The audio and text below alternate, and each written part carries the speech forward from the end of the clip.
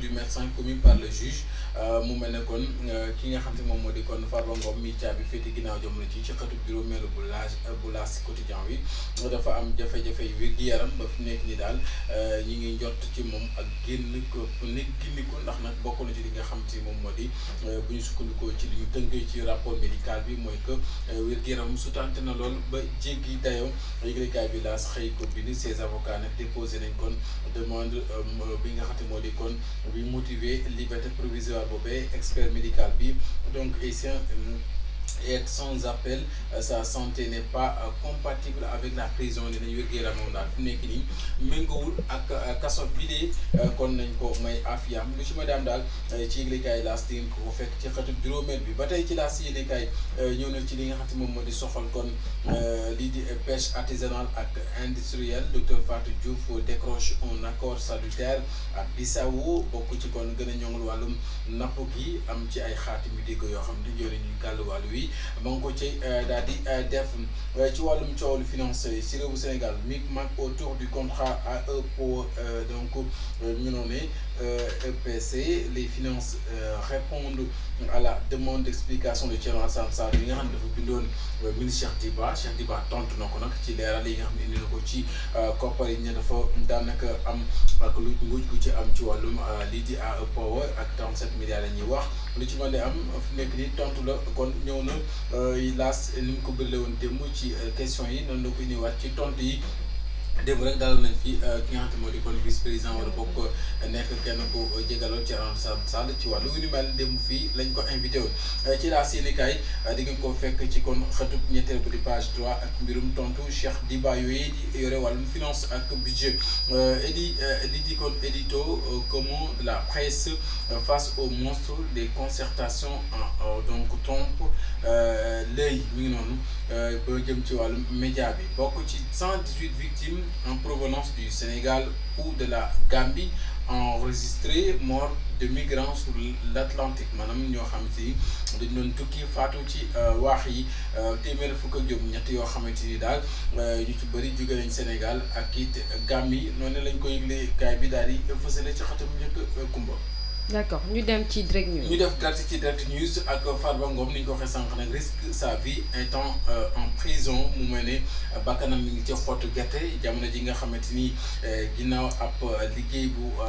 médecin bi def après l'évaluation de son état de santé incompatible avec la prison le président du collège des juges d'instruction du pôle judiciaire financier avait désigné le professeur Alassane Mbaye, cardiologue à l'hôpital Idrissa Pouye de Grand Yoff pour examiner l'état de santé du détenu Farba Ngom. Selon nos sources, les résultats de l'expertise médicale ont révélé que son état de santé serait incompatible avec une détention en prison. Fort de cela, ses avocats ont introduit une demande de liberté provisoire. muy loo xamante ni daal kii di kon njiitalu collège des juges yi nga xam te moom la ñu dénk wàllum liggéey pôle judiciaire financier bi moo sàkk woon ci Alassane Mbaye di professeur ñu xamee ko ci cardiologue ci hôpital bu Idrissa Pouye bu Grand Yoff ñuy wax CTO ngir mu càmbar wér-gu-yaramu Farba Ngom waaye bu ñu sukkandikoo ci yooyu la xibaar mooy daal li fësal résultat bi mooy que daal wér-gu-yaramam méngawul ak des ca kaso ba loolee daal la fësal kon avocat yi tax nañu daal ci profito déposé ab liberté provisoire ci yëglekaay bi direct news ñëw ci Fallou Ndoye tombe pour violation de la vie privée avec 1 mois ferme et 2 millions en procès sous haute tension et donc jëm ci entre lii di vengeance pour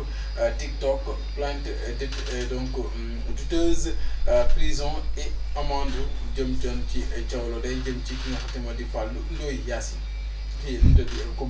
ñu dem ci le quotidien les échos yi ne kaay ñëw ci rapport d'expertise médicale l'état de santé de Farba Ngom incompatible avec la vie en milieu carcéral loolu la dellusiwaat Alassane Mbaye professeur de cardiologue moo ko xam ne ci ab note bi nga xamante ay pathologie chronique la Farba Ngom di jànkuwanteel une prison en charge médicale adaptée et incompatible donc mi ngi noonu ainsi qu'un suivi spécialisé régulier les avocats de Farba Ngom déposent une demande de liberté provisoire. Ils alertent encore pour la santé dégradée de leurs clients et sollicitent l'immunité du juge. En tout cas, 2 élèves agents du GMI arrêtés pour vol d'argent. Parcelles Assainies Dakar la xewee kon ñaari élèves yoo xam ne ay agent GMI la ñoom dañ leen a jàpp ngir sàcc koppar. Ils ont transféré 2,9 millions du compte web du gérant dans le téléphone. L'un des élèves agents passe aux aveux et Blanche son binôme. Ils sont interpellés avec le reste de leur butin puis déférés. ñi moom xam naa ne seen liggéey fa la nar a jaaree yàqu. doy na wax ñu dem ci l'enquête. L'enquête yi nekk ay Cheikh Diba sort de l'ombre le ministère donc un marché sans irrégularité, avance de démarrage ou engagement financier garanti, flou autour de 37 milliards, tasse un scandale à multiples rebondissements. Kon contrat ASER ak AE Power ci wàllum kon électrification rurale bi kon Cheikh Diba génn na ci tekk-tekkaaralam ministère bi daal nee na marché bi amul dara loo xamante ni jaarul ci yoon, un marché sans irrégularité, avance de démarrage ou engagement financier garanti, flou autour de 37 milliards. Coow lépp li muy bëri 37 milliards la. En tout cas Thierno laaj na Cheikh Diba tontu na ñuy xaar ki àtte Yacine. waaw ñu dem ci li nga xam ne mooy tribune. grave baal naa la loolu. Enquête man xanaa Yacine tam. Air Sénégal en zone de turbulence, modèle économique, gouvernance IATA mu mel ne kon 118 milliards de francs CFA de dette ay bor yu mu gàllo ñu jël ay avions différents avec l'IATA. Air Sénégal daal ñu ngi ci naka li ñuy wax asphyxie financière mu nekk loo xamante ni moom lay jànkuwanteel. Aline Ndiaye expert la ci wàllu wi ne la compagnie n'a pas encore craché mais elle donc navigue sur la mauvaise piste maanaam jamono ji daal li ñu ngi ci guddi gu bës ñoom waa Air Sénégal jafe-jafe yu metti la ñuy jànkuwanteel ci wàllum koppar rawatina ay bor yu ñu gàlloo ay expert nag ci xam ci loolu da ko càmbar en tout cas ci gouvernance bi nga xamante ni am na autour donc de cette compagnie aérienne. ñu jëm ci L'Obs. ñu dem ci l'Observateur wala Tribune. L'Obs. ñu dem ci l'Observateur yéen kaay wax ci li nga xam ne moo di Farba Ngom, le rapport médical accablant, l'alerte du professeur Alassane Mbaye, cardiologue désigné par le président du collège des juges d'instruction du pôle judiciaire financier. Le bidet carcéral par ses conditions de vie probablement non optimales pourrait aggraver ses pathologies et exposer le patient des complications graves dans un délai imprévisible, prévient-il dans une formule ethnique clinique autant pour moi d'une sobriété glaçante. mu ngi noonu ñu ñëwaat ci yëglekaay bi ak lu soxal les graines de la colère lii di campagne agricole 2025 en tout cas derrière les étiquettes semences certifiées, l'angoisse des paysans. ñu ne un camion d'arachide rejeté à cause de sacs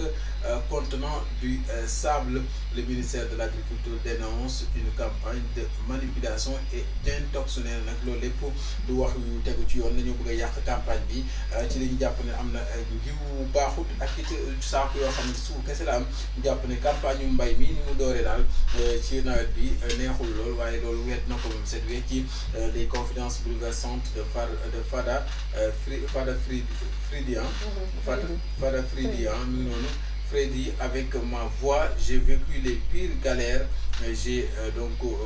touché l'enfer à 2 reprises, j'étais devenu complètement aphone. di ay kàddoom ci likaay bii di l'Observateur nga xamante ni ñu ngi ci tribunal Pikine Guédiawaye. La reine des tontines sur TikTok tombe pour arnaque portant sur 11 millions de francs CFA. Linguère Saliou était sous bracelet électronique pour une précédente affaire de 13 millions de francs CFA. kon mi ngi noonu mbirum tontine ci TikTok bi daal